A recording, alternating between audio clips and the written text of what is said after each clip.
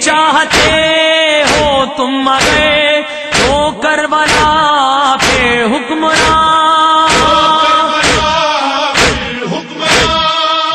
تو آخر ایسی کیا چیز ہے مولا کائنات میں کہ ایک خاتون جو کہ اول خلقت سے لے کر آخر خلقت تک جو ہے سیدہ ہیں، ہر خاتون کے اوپر فضیلت رکھتی ہیں، ایک ہی بیٹی ہیں رسول کی، رسول نے ان کی شان میں اتنی احادیث بیان کی ہیں، محدثہ ہیں، ملائکہ ان سے گفتگو کرتے ہیں، خلقت نوری ہے، حوریہ انسیہ ہیں، صدیقہ ہیں، طاہرہ ہیں، زکیہ ہیں، مرضیہ ہیں، یعنی اتنی فضیلتیں کہ خدا خود نام.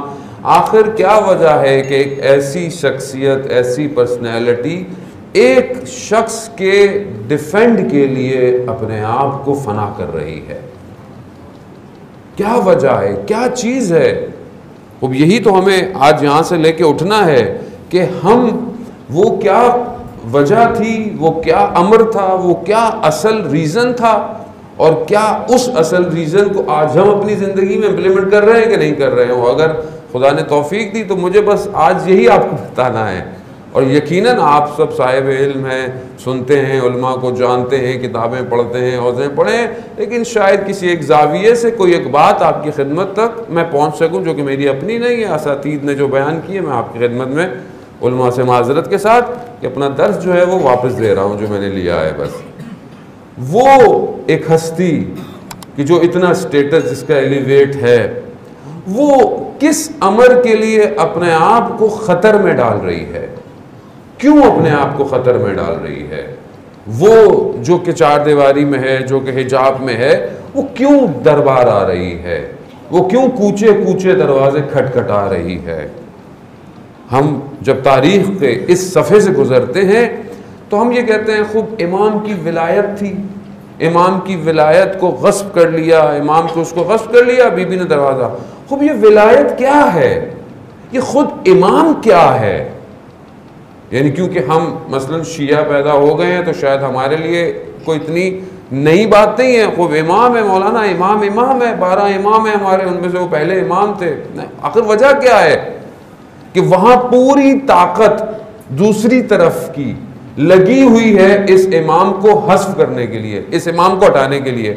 اور یہاں کچھ نہیں ہے، صرف ایک سیدہ ہیں جو اس پوری طاقت کے مقابلے میں اپنے آپ کو کھڑا کر رہی ہیں. اور کیا ہے؟ اور کون ہے مدینے کے اندر؟ کیا چیز ہے؟ عزیزان محترم، قرآن سے ہم لیں کہ امام کیا ہے؟ امام ہے کیا؟ روایات کہتی ہیں اگر پروردگار کی یہ اہل بیت، رسول خدا اور اہل بیت عبادت نہ کرتے، کوئی بھی خدا کی عبادت نہیں کر سکتا تھا. انہوں نے بندگی سکھائی ہے اللہ کی بندگی کیسے کرنی ہے. کیوں؟ کیونکہ ان کا وجود جو ہے وہ نور ہے، ان کا وجود ہی اصل میں حیات ہے.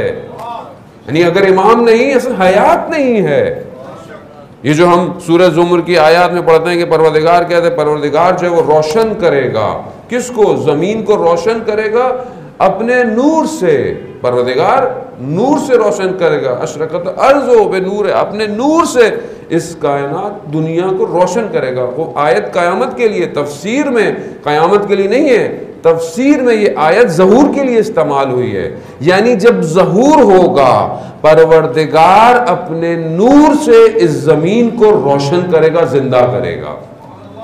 کیونکہ ظہور میں کیا چھپا ہوا ہے؟ اصل میں ظہور وہ امام ہے، وہ وجود ہے جو ابھی پردہ غیبت میں ہے. وہ جب آئے گا وہ سب کو حیات بخشے گا، وہ سب کو زندہ کرے گا. خوب ہم زندہ نہیں ہیں کیا؟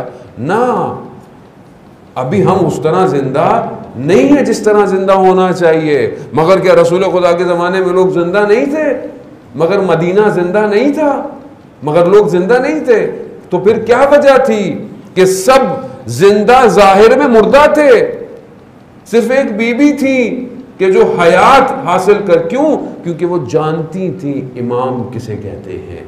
اگر اس امام کے نور کو بجھا دیا گیا تو پھر پوری دنیا میں ظلمت چھا جائے گی. اور یہی ہوا جس حد تک انہوں نے کیا، آج اگر دنیا میں ظلمت ہے تو سب اس ظلمت اسی وجہ سے ہے۔ اگر اس وقت امام علی کا حق ادا کر دیا جاتا تو کوئی مشکلات نہیں، روایات ہیں